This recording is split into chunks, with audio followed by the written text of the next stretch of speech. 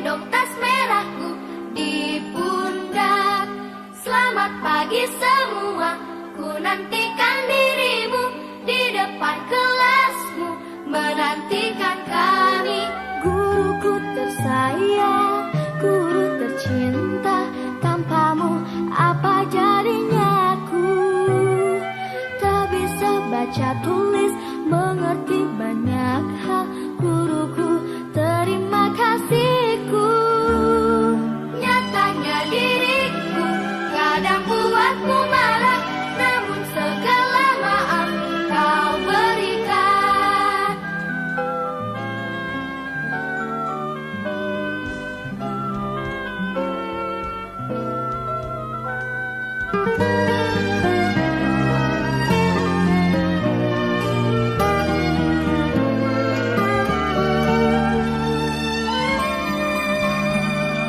Selamat pagi semua, ku nantikan dirimu di depan kelasmu, menantikan kami. Guruku tersayang, guru tercinta, tanpamu apa. Baik teman-teman, apa kabarnya hari ini? Semangat pagi. Pagi. Baik. Ya. Teman-teman semua, yuk kita berdiri dulu sebelum mulai masuk ke dalam aksi nyata. Kita melakukan ice breaking dulu, ya. Jadi biar tidak terlalu bosan nantinya. Oke.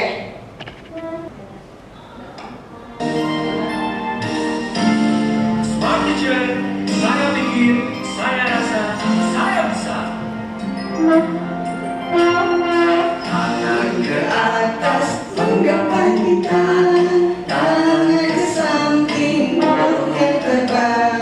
Tangan ke depan, ikan berenang. Yang habis, siap berdoa. Takutan tanpa ikutan, lukun-lukun tanpa ikutan. Jalan melihat, jalan punten, kanan Kiri, atas, bawah, siap berdoa.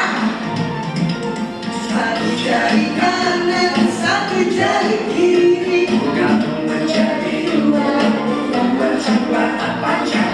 Dua jari kanan, Dua jari kiri, gabung menjadi empat. membuat kamera cekat. Tiga jari kanan, tiga jari kiri, gabung menjadi enam. Membuat menara tinggi. Empat jari kanan, empat jari kiri, gabung menjadi delapan. Membuat telinga lecet. Lima jari kanan, lima jari kiri, gabung menjadi sepuluh. Siap berdoa.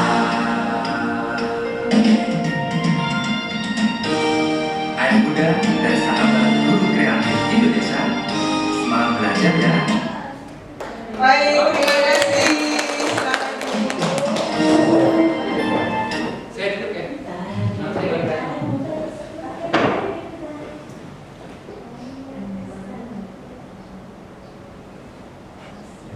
Terima kasih Bapak Bapak dan Ibu. Sekarang ada Bapaknya yang tadi cuma Ibu saja. Nah, pada kesempatan ini saya ingin bermaksud untuk melakukan aksi nyata pada modul 1.4 untuk pendidikan guru penggerak.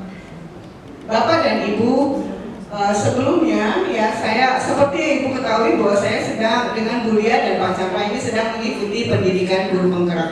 Apa saja sih yang sebenarnya saya dapatkan di dalam pendidikan guru penggerak tersebut? Ya. Ini Bapak dan Ibu. Di sini saya mempelajari filosofi pendidikan menurut Ki Hajar Dewantara. Kemudian saya juga belajar mengenai nilai dan peran guru penggerak, kemudian visi guru penggerak, dan budaya positif.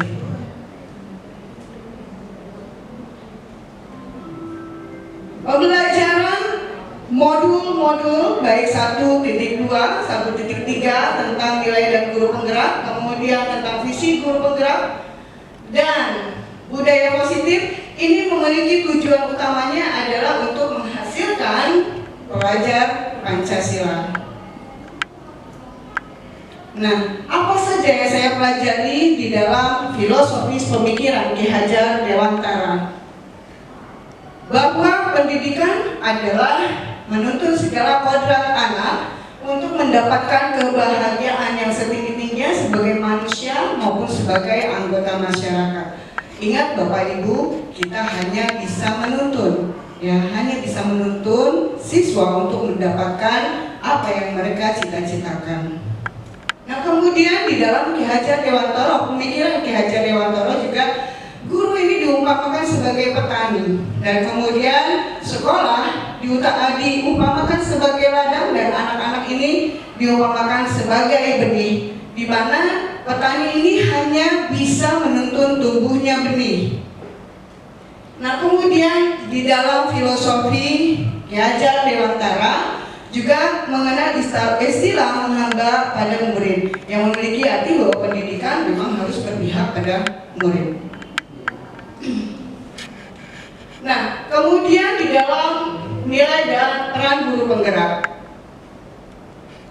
ini yang saya pelajari, bahwa seorang guru ini harus mandiri, inovatif, reflektif, kolaboratif, dan berpihak pada murid.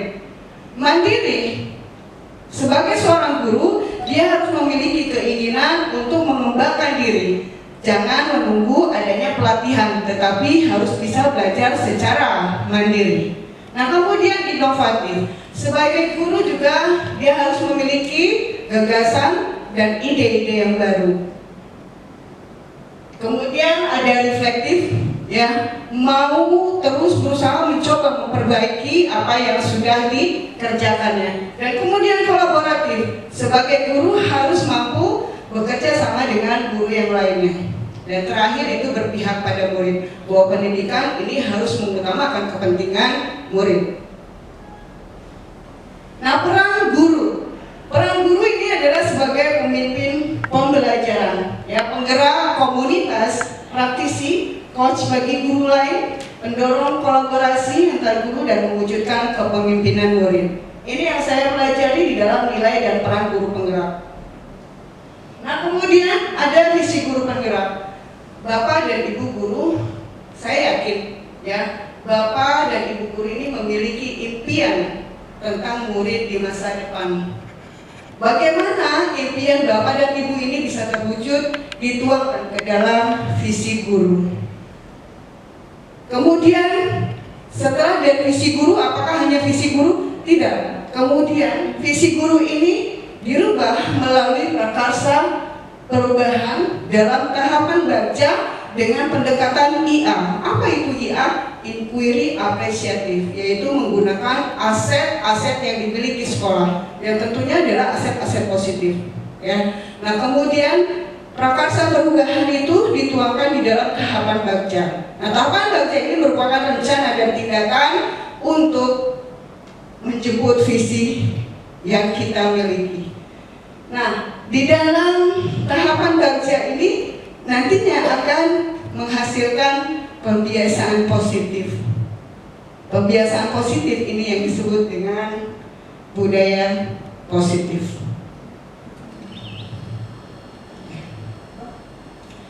Nah, budaya positif ini merupakan pewujudan dari nilai atau keyakinan universal yang diterapkan di sekolah.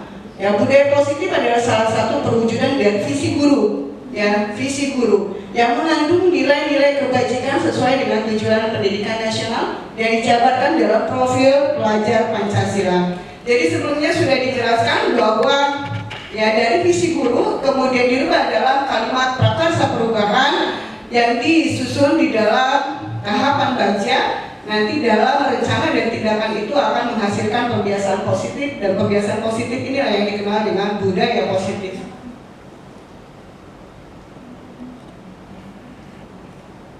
Coba, yang ingin saya tanya, kalau menurut Bapak dan Ibu, apa sih pentingnya menciptakan budaya positif di lingkungan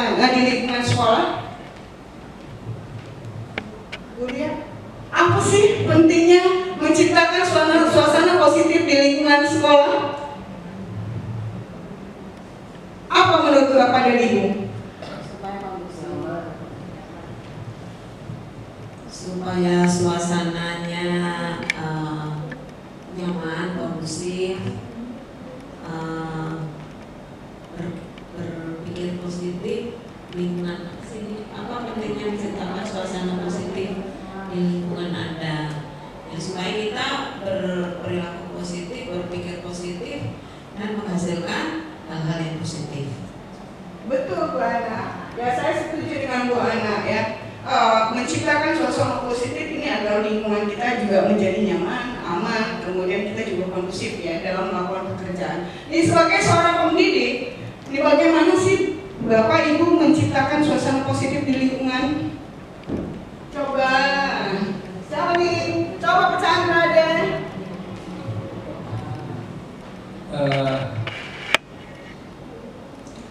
Maksudnya supaya pembelajaran itu menyenangkan Ibu. Ya, bagaimana Pak? Bagaimana Bapak menciptakan suasana positif di lingkungan kelas saja? Oh gitu, yang pertama buat suasana ceria, kita sambut anak, tanya kabar segala macam seperti itu. Terus sekarang ini kan lagi ada bercerita di kelas ya kita ya. Nah itu suatu budaya positif juga gitu. Jadi anak bisa berani untuk tampil gitu. Kalau istilahnya anak sekarang bilangnya public speaking begitu. Ya, jadi suatu saat mereka nanti di industri, di dunia pekerjaan, ketika share briefing dengan rekan kerjanya, mereka sudah terbiasa. Oh ingat di sekolah nih sama Bu Rina, asik. Benar Pak. Gitu Rina ya. Asik. Thank you Pak Chandra. Nih, kemudian adakah hubungan antara menciptakan suasana positif dengan proses pembelajaran yang berpihak pada murid? Bagaimana menurut Bapak dan Ibu? Apakah ada hubungannya antara menciptakan suasana positif dengan pendidikan yang berpihak pada murid? Ada? Coba.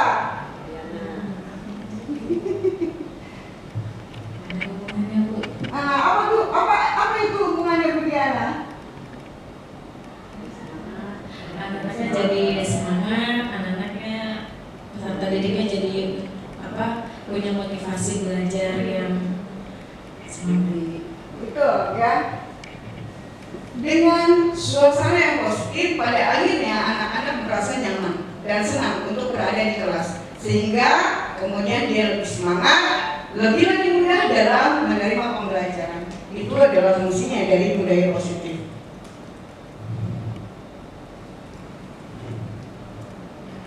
Coba Bapak dan Ibu kita rileks sejenak. Saya minta tolong Bapak dan Ibu ini untuk memejamkan mata. Ya, silakan pejamkan mata Bapak dan Ibu. Pejamkan mata, kemudian bayangkan sekolah yang Anda impikan, ya. Sekolah yang Bapak dan Ibu impikan seperti apa? Bagaimana suasana sekolahnya? Kemudian bagaimana sikap gurunya? Bagaimana tutur kata? Bagaimana guru bersikap pada murid? Bagaimana sikap murid-muridnya? Bagaimana mereka saling berinteraksi terhadap Anda sebagai pemimpin sekolah dan terhadap guru-gurunya yang lain? Coba ya, resapi seperti apa suasana sekolah ini. Putri, silakan.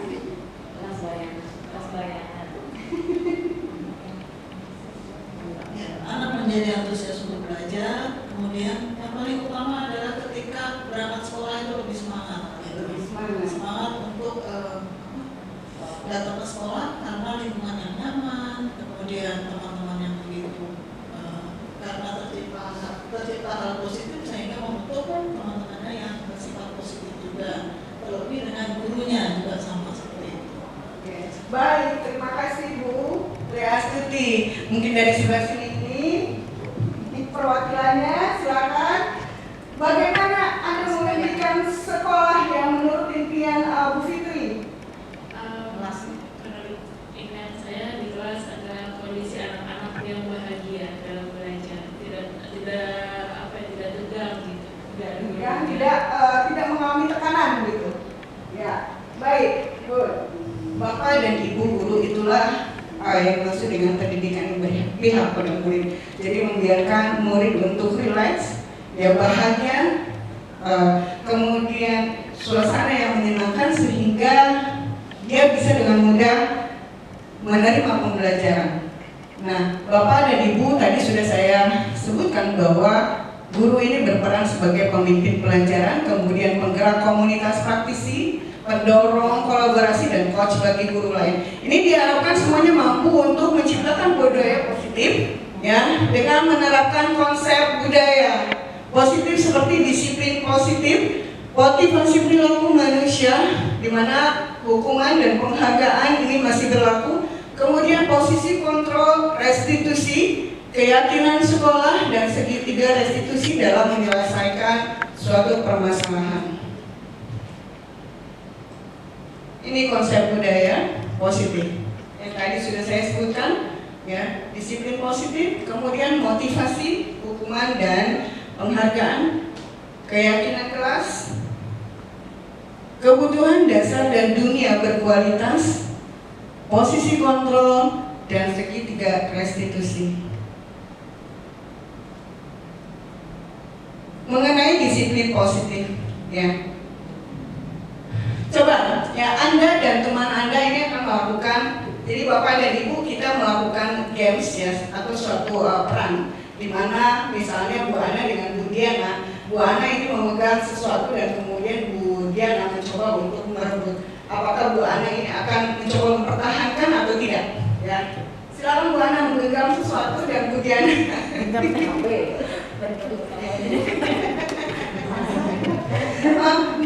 Putri dengan Bu April boleh, silakan. Bu Lia dengan Bu Ganis boleh, silakan. Dan Bu Yani dengan Bu Resi, Bu Fitri dengan Bu Rita dan Saya siapa? Alhamdulillah. Silakan. Ya, coba. Ya. Baik. Ya. Nih, yang saya tanyakan gitu ya, antara Bu Ana mungkin dengan Bu Diana. Bu Ana sebagai A dan Bu Diana sebagai B. Nih, apakah Anda atau B membuka kepalan tangan? Bu Ana membuka kepalan tangan juga? Buka. Kenapa? Kenapa Bu Ana membuka? Karena saya sudah bisa bertanya. Saya pikir mungkin dia lebih membutuhkan. Mungkin untuk sesuatu yang yang bukan terlalu pribadi gitu ya. Pada akhirnya awalnya saya masih mempertahankan, ya. Kemudian kok dia tetap ngotot pengen tahu isi genggaman ini gitu kan. Akhirnya saya kasih tahu karena dia pengen tahu banget. Kepo ya.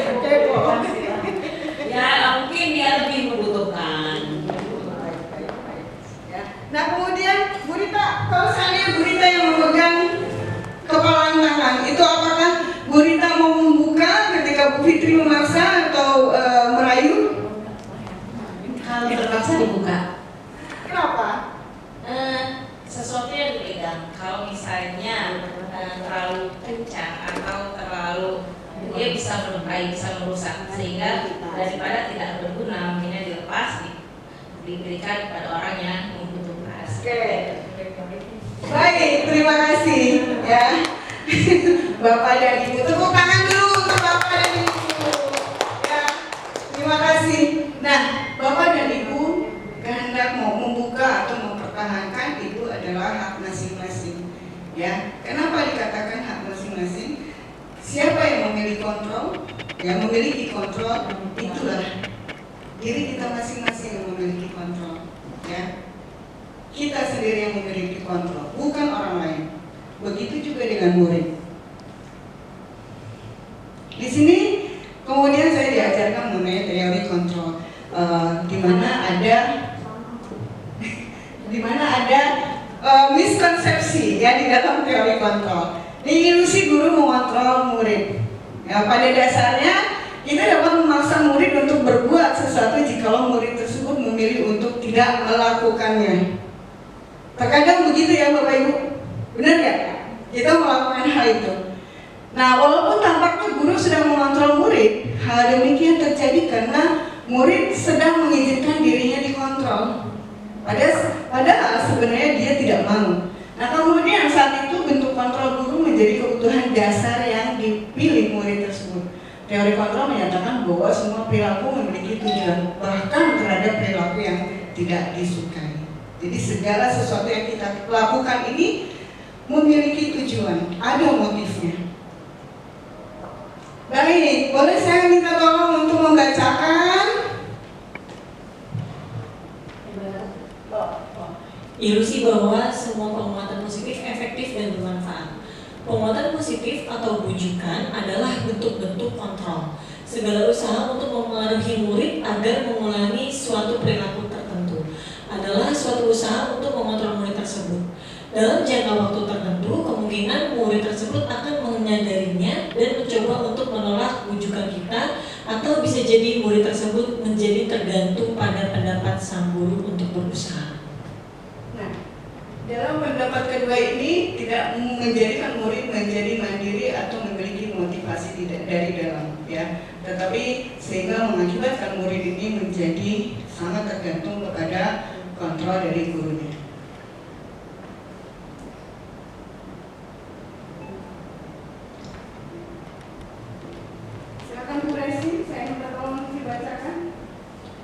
Ilusi bahwa kritik dan membuat orang merasa bersalah dapat membangun karakter. Menggunakan kritik dan rasa bersalah untuk mengontrol murid menuju pada identitas gagal. Mereka belajar untuk merasa buruk tentang diri mereka. Mereka mengembangkan dialog diri yang kreatif. Kadangkala sulit bagi guru untuk mengidentifikasi bahwa mereka sedang melakukan perilaku ini, karena seringkali guru cukup menggunakan suara halus untuk menyampaikan pesan negatif. Apakah kita sering berbuat seperti ini? Sering tidak, Bapak Ibu?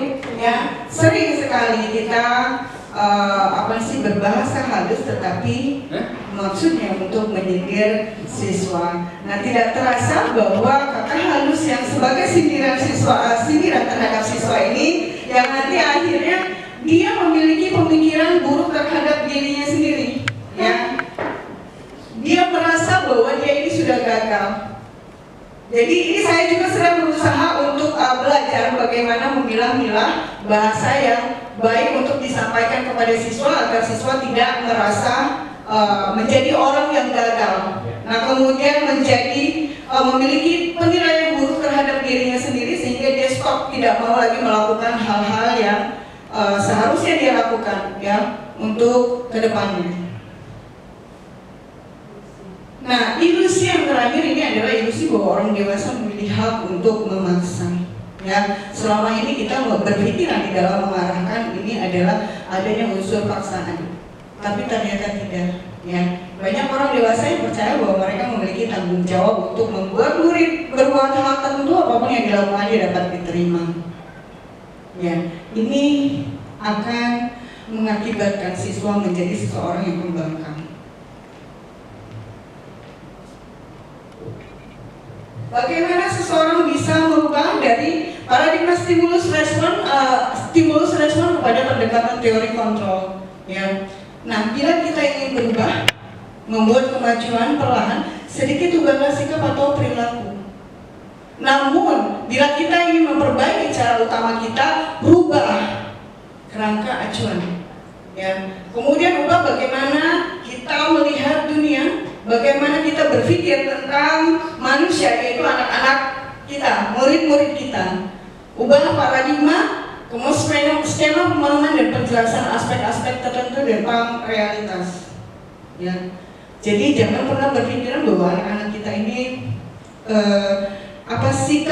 memiliki sikap buruk itu benar-benar buruk. Tetapi yang pasti ada motif di belakang itu semua. Itu yang kita harus cari. Nah, kemudian ini adalah tabel stimulus respon, di mana realita kebutuhan kita sama. Kita memandang bahwa kebutuhan semua orang itu sama, tetapi pada kenyataannya semua kebutuhan itu berbeda.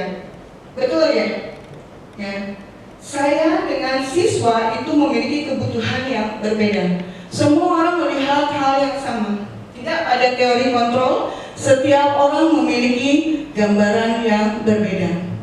Nah, kita berusaha mengubah,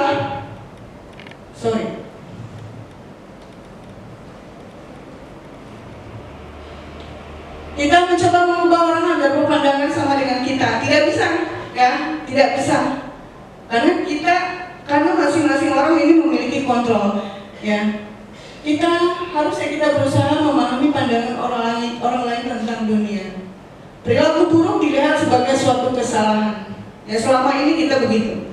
Tapi semua perilaku memiliki tujuan. Orang lain bisa mengontrol saya, hanya Anda yang bisa mengontrol diri sendiri, bukan orang lain. Begitu pula dengan anak yang bisa mengontrol diri sendiri, bukan gurunya. Pemaksaan ada pada saat bujukan gagal. Kolaborasi dan konsensus menciptakan pilihan baru. Itu yang seharusnya kita lakukan. Nah, kemudian model berpikir menang kalah. Ya, selama ini kita dengan murid seolah-olah menang kalah. Tetapi seharusnya kita mencari win-win solution. Di mana menang-menang atau sama-sama enak. Tidak ada yang dirugikan. Makna disiplin itu sendiri. Ya, Bu Yani bisa bantu? Makna disiplin. Kasihan amat Bu ya. Makna disiplin, ketika kita mendengar kata disiplin, apa yang terbayang di benak Anda dan apa yang terlintas di pikiran Anda? Bapak pendidikan kita Ki Hajar Dewantara menyatakan bahwa di mana ada kemerdekaan, disitulah ada disiplin yang kuat. Sungguh pun disiplin itu bersifat self-disiplin, yaitu kita sendiri yang mewajibkan kita dengan sekeras-kerasnya. Tetapi itu sama saja, sebab jika tidak cakap melakukan self-disiplin, wajiblah penguasa lain berdisiplin diri kita. Dan peraturan demikian itulah harus ada di dalam suasana yang merdeka. Menurut Ki Hajar Dewantara, pemikiran konsepsi keteladanan sikap mereka cetakan kelima 2013 halaman 470. Terima kasih Bu ya. Ya, Ibu, Bapak ingat, Ibu dan Bapak guru yang hebat ini harus kita ingat dan kita katakan kepada murid bahwa orang-orang yang sukses itu adalah orang-orang yang rata-rata memiliki kedisiplinan yang tinggi. Ya, itu harus kita tekankan bahwa orang yang sukses selama ini adalah orang-orang yang memiliki kedisiplinan yang sangat tinggi dan itu harus kita nyatakan kepada siswa-siswa. Ya, agar menjadi contoh bagi siswa-siswa kalau ingin maju memiliki kedisiplinan yang sangat tinggi untuk dirinya sendiri. Nah, menurut Diana Blackson menyatakan bahwa arti kata disiplin berasal dari bahasa Latin disiplina yang artinya belajar. Nah, sebagai pendidik, tujuan kita adalah menciptakan anak-anak yang memiliki disiplin diri sehingga mereka bisa berperilaku dengan mengacu pada nilai-nilai kebajikan universal yang memiliki motivasi intrinsik, bukan ekstrinsik. Jadi yang kita berusaha untuk bangun adalah siswa-siswa ini memiliki motivasi dari dalam ya Bapak dan Ibu, bukan dari luar.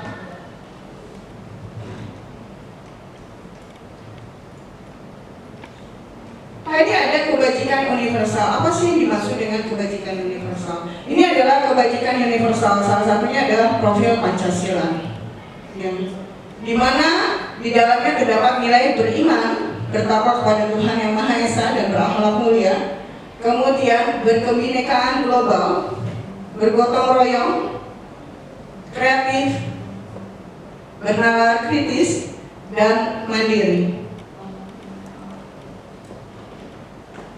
Kebajikan universal menurut primary years ya, yang sudah disepakati ini memiliki rasa hormat, integritas, mandiri, menghargai, antusias, empati dan keingintahuan, kreativitas, kerjasama. Kemudian menurut 9 pilar karakter ya, ini lebih mengutamakan pada cinta Tuhan dan segenap ciptaannya.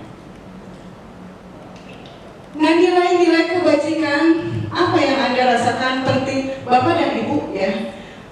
Bapak dan Ibu merasa setelah tadi membaca nilai-nilai kebajikan, coba kita ingat lagi gitu mengenai kedisiplinan di sekolah. Apa sih nilai-nilai kebajikan yang dirasakan penting untuk ditanamkan pada murid-murid di kelas? Ya, kenapa? Toleransi. Toleransi kenapa? Ya, toleransi menyadari bahwa teman-temannya semua tuh nggak sama di kelas. Jadi dia harus di kelas itu nggak sama, jadi dia harus bisa bertoleransi terhadap temennya gitu. Kalau misalnya temennya belum bisa, misalnya dia lebih unggul, berarti dia harus paham bahwa temen itu dia harus bisa menunggu temennya dulu, gitu, atau bisa saling berkolaborasi membantu temennya. Baik, terima kasih. Mungkin ada lagi yang mau berpendapat? Kira-kira apa sih yang harus ditanamkan di sekolah untuk murid-murid kita? Nilai kebajikan apa? Menurut saya sih rasa ingin tahu dan peduli terhadap teman. Karena nggak semua teman kan punya masalah atau ya kita harus tahu lah dengar masalah masing-masing. Betul. Jadi yang paling saya tekankan itu mau peduli dengan keadaan teman orang lain. Karena anak-anak sekarang ini justru lebih masing-masing ya, asik dengan dunianya sendiri. Nah kemudian menurut ada lagi yang mau berpendapat? Mungkin Bu Ana? Baik, nilai-nilai kebajikan yang ada di anak-anak ya, saya rasakan itu misalnya kalau lagi istirahat makan gitu ya, memang saya menyarankan ke anak-anak kalau kalian punya makanan lebih bawa, misalnya nasi goreng itu satu wadah itu dipenuhi supaya bisa dimakan rame-rame bareng-bareng. Barangkali ada temannya yang tidak membawa sarapan atau mungkin nggak ada yang dibawa. Kan ada anak kita itu memang nggak ada yang dibawa. Nah akhirnya mereka makan bareng. Jadi ya karena makannya bareng-bareng, anak yang merasa nggak punya makanan tadi tidak merasa kecil gitu ya, kecil hati ya, karena makannya bareng-bareng gitu, berbagi. Jadi kan yang punya itu yang punya makanan itu berbagi, dan yang tidak punya makanan yang ikut menikmati itu tidak merasa direndahkan, mungkin seperti itu. Itu mengapa sih akhirnya anak juga tidak minder ya Bu ya? Betul sekali. Ya, Bapak dan Ibu, kita masuk ke dalam motivasi perilaku manusia. Ya, bahwa motivasi dari manusia ini ada 3. Ya, aspek yang pertama itu adalah untuk menghindari ketidaknyamanan atau hukuman. Ya, jadi yang mendorong seseorang untuk melakukan sesuatu yang pertama adalah untuk menghindari ketidaknyamanan atau hukuman. Betul? Ya, kemudian untuk mendapatkan imbalan atau penghargaan dari orang lain. Ya, itu tidak hanya terjadi pada anak, tetapi terjadi juga pada orang dewasa. Nah, kemudian yang terakhir ini adalah untuk menjadi orang yang mereka inginkan dan menghargai diri sendiri dengan nilai-nilai yang mereka percaya.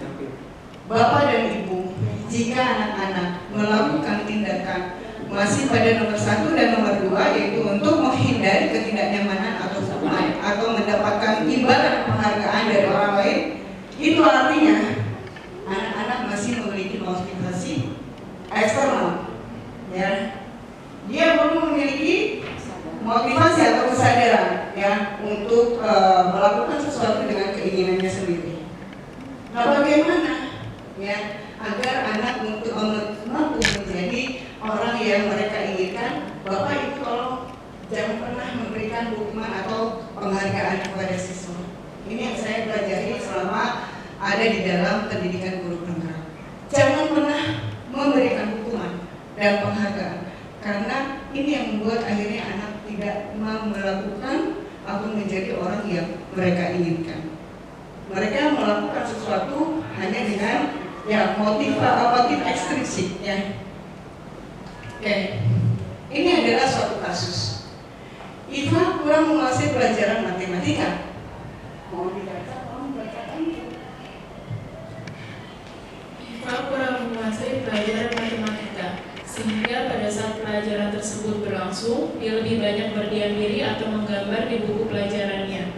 Pada saat guru matematikanya, Pak Seno menanyakan pertanyaan, Iva menjadi gugup dan tak sengaja menjatuhkan tasnya dari kursi, serta tiba-tiba menjadi gagap pada saat berupaya menjawab.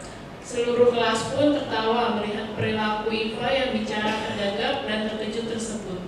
Pak Seno pada saat itu membiarkan teman-teman IVA menertawakan IVA yang tergagap dan malu luar biasa.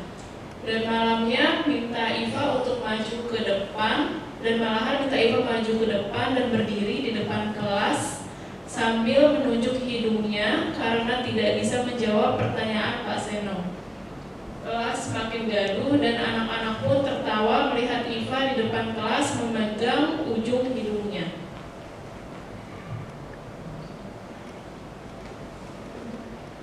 Dilanjut. Oh, masih sama ya? Oke. Nah, menurut Bapak dan Ibu, apakah sebagai seorang guru, Bapak dan Ibu akan melakukan hal tersebut atau tidak? Tidak. Mengapa?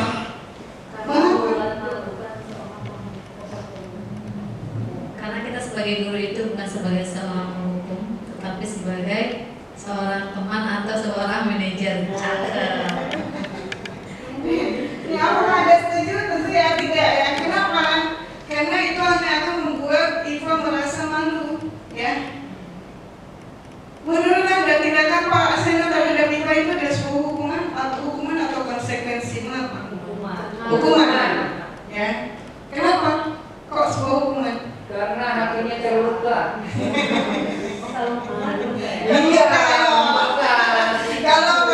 kalau orang putus cinta berarti hukuman juga, Pak. Beda ya. Oke ya. Di sini kita akan mengetahui apa perbedaan antara hukuman dan konsekuensi. Ya. Ini hukuman sifatnya tidak terencana, Bapak Ibu. Dia datang tiba-tiba. Ya. Anak atau murid ini tidak mengetahui apa yang akan terjadi dan tidak dilibatkan ya dalam masalah kesepakatan sebagai hukuman. Oke, nah konsekuensi, bedanya dengan konsekuensi, kalau konsekuensi ini sudah terencana atau sudah disepakati dan sudah dibahas dan disetujui oleh murid dan guru. Jadi konsekuensi ini melalui kesepakatan. Tetapi tetap kedua ini membuat anak tidak nyaman. Ya. Oke, kita skip. Dihukum penghargaan. Yang mengemukakan baik penghargaan maupun hukuman adalah cara-cara mengontrol perilaku seseorang yang menghancurkan potensi untuk pembelajaran yang sesungguhnya. Jadi secara tidak langsung, ya penghargaan, hukuman penghargaan itu sebagai hukuman. Oke. Baik, Bu Rita, minta tolong di baca. Pengaruh jangka pendek dan jangka panjang. Penghargaan efektif jika kita menginginkan seseorang melakukan sesuatu yang kita inginkan dalam jangka waktu pendek. Jika kita menggunakan penghargaan lagi dan lagi, maka orang tersebut akan bergantung pada penghargaan yang diberikan serta menghilangkan motivasi dari dalam. Selanjutnya, kita mendapatkan penghargaan untuk melakukan sesuatu yang baik. Maka selain kita senantiasa berharap mendapatkan penghargaan tersebut lagi, kita pun menjadi tidak menyadari tindakan baik yang kita lakukan. Ya. Baik. Ya. Itu adalah pengaruh. Ya. Kemudian penghargaan tidak efektif merupakan peristiwa yang diinginkan yang dibuat dengan persyaratan. Ya. Kemudian ini akan mengakibatkan perasaan kecewa karena tidak mendapatkan penghargaan dan mengakibatkan ketergantungan untuk siswa. Jadi siswa ini tidak memiliki motivasi intrinsik, dia memiliki motivasi ekstrinsik hanya untuk mendapatkan imbalan. Ya contohnya. Nah kemudian penghargaan merusak hubungan, betul Bapak Ibu. Ya penghargaan ini merusak hubungan antar siswa. Kenapa?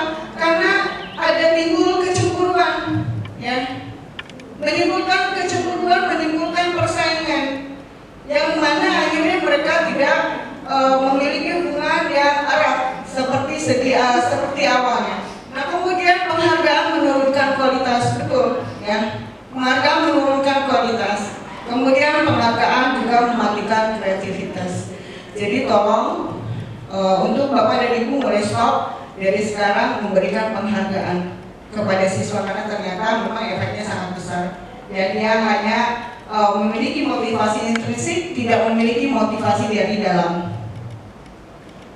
Nah, kemudian mengenai restitusi. Sebagai seorang guru, ketika murid Anda melakukan kesalahan, tindakan mana yang akan Anda lakukan? Ya. Kalau saya sebagai guru, sebagai apa tadi? Masih kalau kan guru tuh ada yang suka dendam gitu kan ya. Ya kan? Kan ada yang suka nggak suka sama itu. Jadi artinya saya jadi penghukum kan? Ya kan? Itu tadi jadi maksudnya yang tadi pertanyaan tadi kan? Balik ke tadi jadi guru itu jadi penghukum karena dia merasa dendam apa yang dilakukan anak itu salah gitu kan? Nah tadi di sini sebagai seorang guru ketika murid Anda melakukan kesalahan, tindakan mana yang Anda lakukan? Karena dia sebagai pendendam juga gitu kan.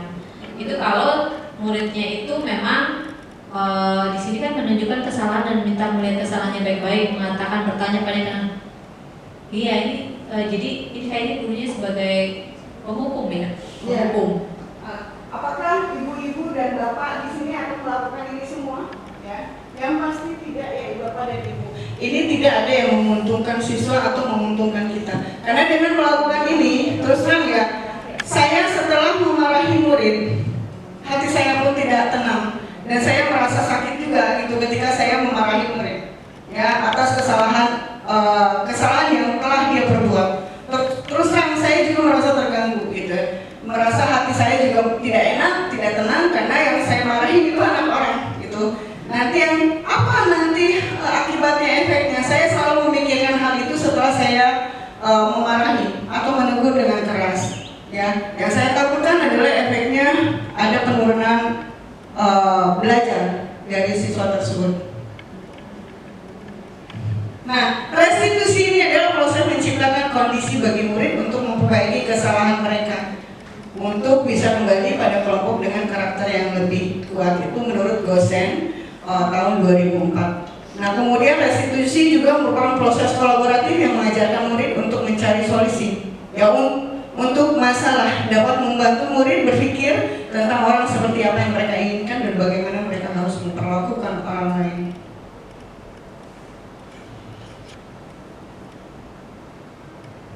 Ciri restitusi yang membedakannya dengan program disiplin lain, ya, bahwa restitusi ini bukan untuk menebus kesalahan, tapi untuk belajar dari kesalahan. Restitusi untuk memperbaiki hubungan. Restitusi untuk mencari kebutuhan dasar dan mendasari tindakan. Kemudian restitusi fokus pada karakter bukan tindakan. Ya, restitusi untuk menguatkan dan fokus pada solusi. Kemudian restitusi mengembalikan murid yang berbuat salah pada kelompoknya. Dan restitusi menuntun untuk melihat ke dalam diri.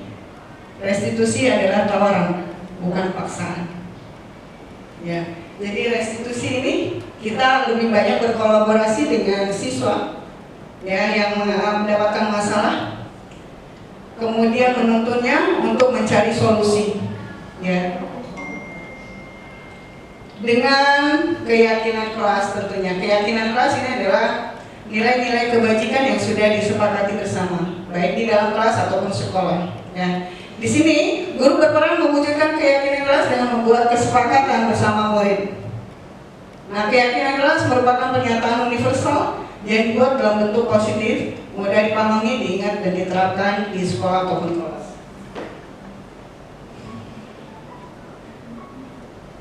Oke.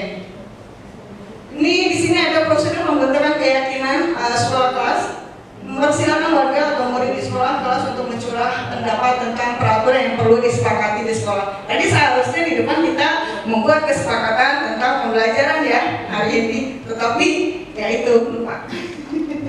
Silakan tolong dibaca selanjutnya Pak. Ya, prosedur pembentukan keyakinan sekolah atau kelas. 1. Mempersilakan warga sekolah atau murid-murid di sekolah di kelas untuk bercurah pendapat tentang peraturan yang perlu disepakati di sekolah atau kelas.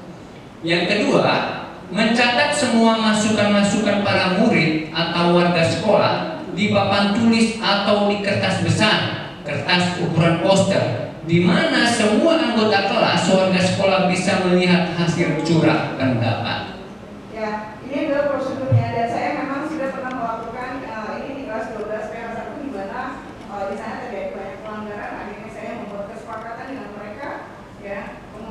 terapkan di kelas, di dinding kelas. Oke.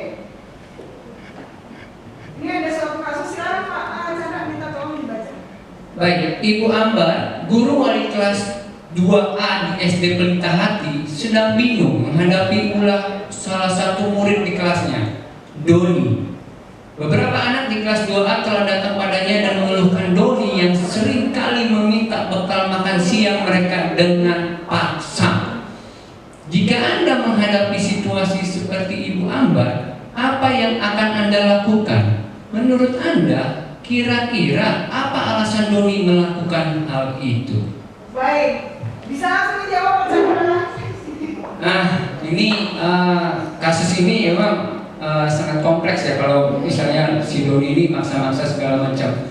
Nah, kalau berdasarkan tadi restitusi yang Ibu informasikan, berarti kita harus memperlakukan menanyai dulu anaknya, menstabilkan identitas seperti itu, gitu.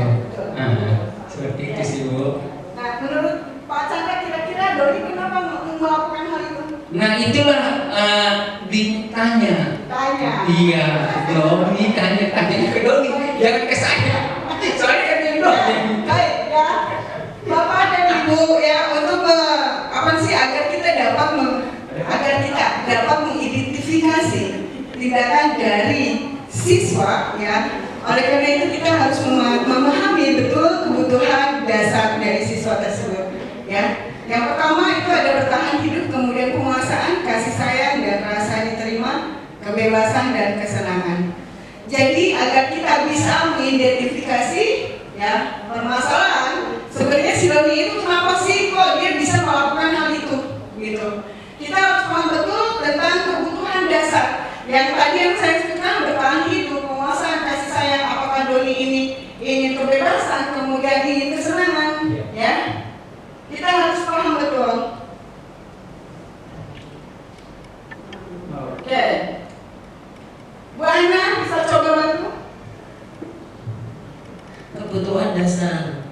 Dinda seorang anak kelas 3 SD, begitu tiba di rumah sepulang dari sekolah, menangis dan mengadu pada ibunya bahwa ia benci pada Ibu Rani, gurunya.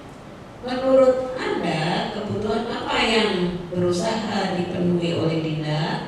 Jika jawabannya seperti ini, bila Anda berada dalam posisi Ibu Rani, mendengar informasi dari ibunya Dinda tentang perasaan Dinda hari itu, apa yang akan Anda lakukan pada Dinda besok ketika Dinda masuk sekolah agar kebutuhan Dinda terpenuhi?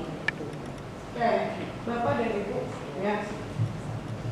Kita harus tahu kebutuhan ya, apa sih yang mendasari tindakan Dinda tersebutnya. Ibu guru bilang aku tidak boleh bersenandung sewaktu mengerjakan tugas. Katanya kelas harus senang, tidak ada suara, kan nggak jadi seru. Coba kebutuhan menurut Bapak dan Ibu ini kebutuhannya yang Dinda perlukan apa nih? Menghargai orang lain. Kebutuhan. Kebutuhan Dinda.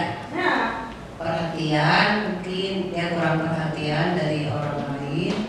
Kemudian juga dia kebutuhan untuk dihargai oleh orang lain, atau kasih sayang kali ya. kasih sayang.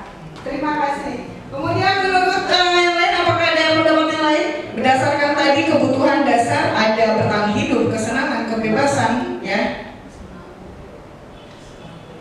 Oke, kesenangan itu lebih tepat ya Bu, Bapak dan Ibu. Jadi Dinda ini karena dia ingin bersenandung, ya.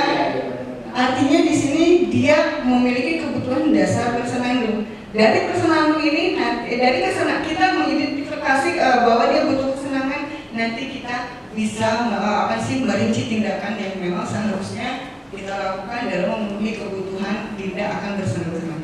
Ya. Nah kemudian ibu guru tidak menyapa hari ini, padahal aku pakai jepit rambut baru. Kira-kira apa ini? Perhatian ya, ya perhatian atau penguasaan yang merasa diterima. Oke. Nah kemudian aku bosan, masa belajarnya cuma gitu-gitu aja, dengerin ibu guru aja. Hah?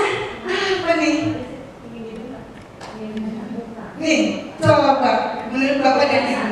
Kebebasan, betul. Ya. Nah, kemudian terakhir, aku sebel gambarku tidak rapi. Malah ibu guru nunjukin ke teman-teman di depan kelas. Saya ini terima. Apa itu? Saya. Sebel gitu. Penguasaan, betul, merasa diakui. Itu, ya. Nah, kita membahas masuk ke dalam dunia berkualitas. Bapak dan Ibu pasti ada memori khusus di dalam pemikiran Bapak dan Ibu, ya, mengenai kenangan-kenangan masa kecil. Yang pasti itu adalah masa-masa yang indah. Karena dunia berkualitas ini, ya, hanya memuat pikiran-pikiran positif. Jangan ngantuk, bentar lagi. Bentar lagi. Ya. Nah, tempat khusus dalam dunia berkualitas ini merupakan tempat khusus dalam pikiran, tempat Anda menyimpannya gambaran representasi dari semua yang Anda inginkan, bisa berisi orang-orang, hal apa saja yang terbaik dalam hidup, ya. Membuat Anda merasa bahagia dan terpenuhi kebutuhan dasar Anda. Baik, Bapak dan Ibu, sebelum kita melanjutkan, silakan berdiri lagi yuk. Melakukan ice breathing biar tidak ngantuk.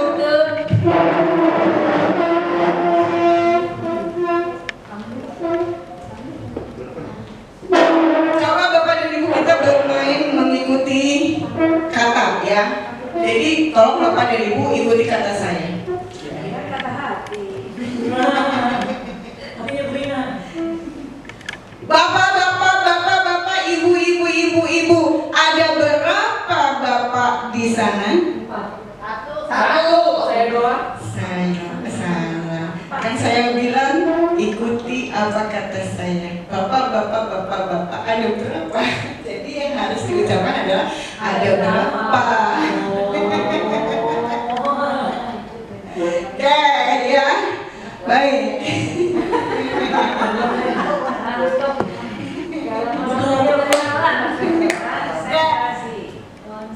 Tepuk satu, tepuk dua, kembali lagi. Ayam, burung.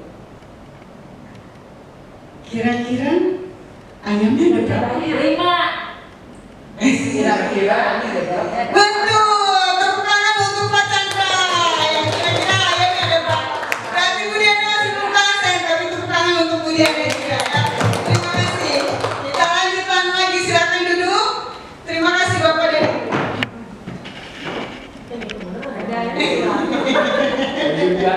Jadi sedikit ayam. Kemudian posisi kontrol guru, ini ada penghukum, kemudian pemberi rasa bersalah, ada teman, pemantau, dan manajer.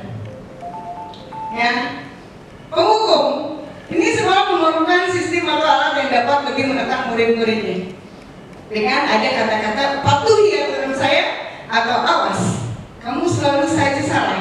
Ini adalah kata-kata yang biasa diucapkan oleh penghukum.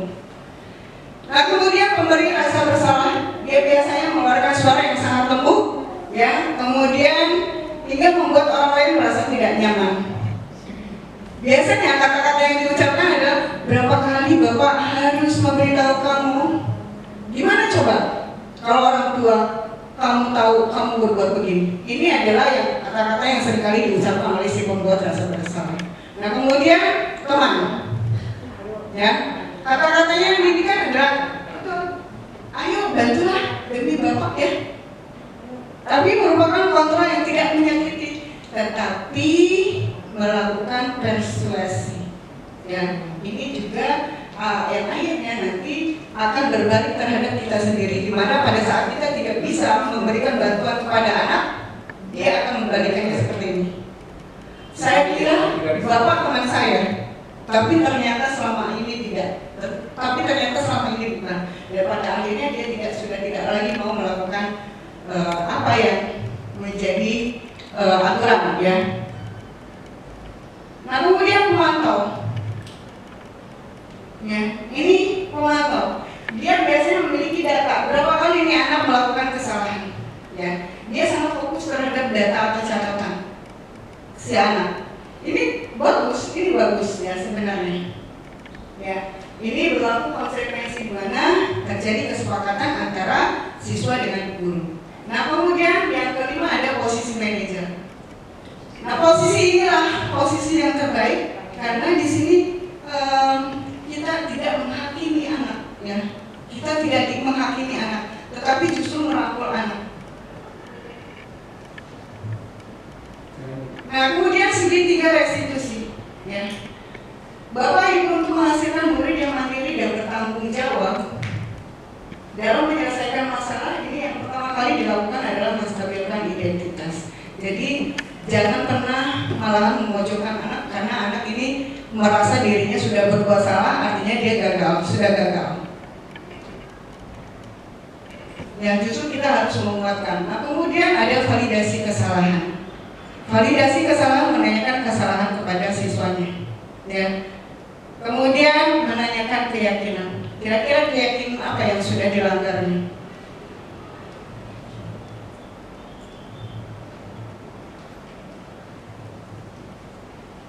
Ya. Menstabilkan identitas berdasarkan prinsip membuat kesalahan merupakan proses pembelajaran. Jadi betul ya Bapak Ibu. Ya. Melakukan kesalahan adalah merupakan proses pembelajaran karena kita juga hidup banyak melakukan kesalahan, tapi dari kesalahan itulah kita belajar. Nah, kemudian validasi kesalahan bahwa semua tindakan ini memiliki tujuan dan kemudian menanyakan keyakinan kelas. Ya. Nah, cukup sekian Bapak Ibu, terima kasih banyak. Ya, atas kehadirannya mudah-mudahan apa yang saya bagikan ini sangat bermanfaat ya untuk Bapak dan Ibu sehingga kita bisa menciptakan budaya positif dan kita tidak lagi darah tinggi ya dalam menghadapi anak-anak. Terus terang ya, kalau ini anak yang sangat menjengkelkan itu otomatis kita kepalanya sudah mulai bertanggung. Tapi mulai saat ini mungkin saya akan belajar bagaimana untuk mengontrol diri sehingga tidak emosi, sehingga nantinya tidak sakit ya dalam menghadapi siswa. Justru saya akan berusaha untuk menciptakan budaya positif ya dengan konsep-konsep yang ada di dalam budaya positif mengenai disiplin positif, kemudian sampai ke dalam segitiga restitusi dalam menyelesaikan masalah. Baik, cukup sekian. Akhir kata, assalamualaikum warahmatullahi wabarakatuh. Terima kasih banyak sudah mau menghadiri. Ya, silakan Bapak dan Ibu boleh ke tempatnya.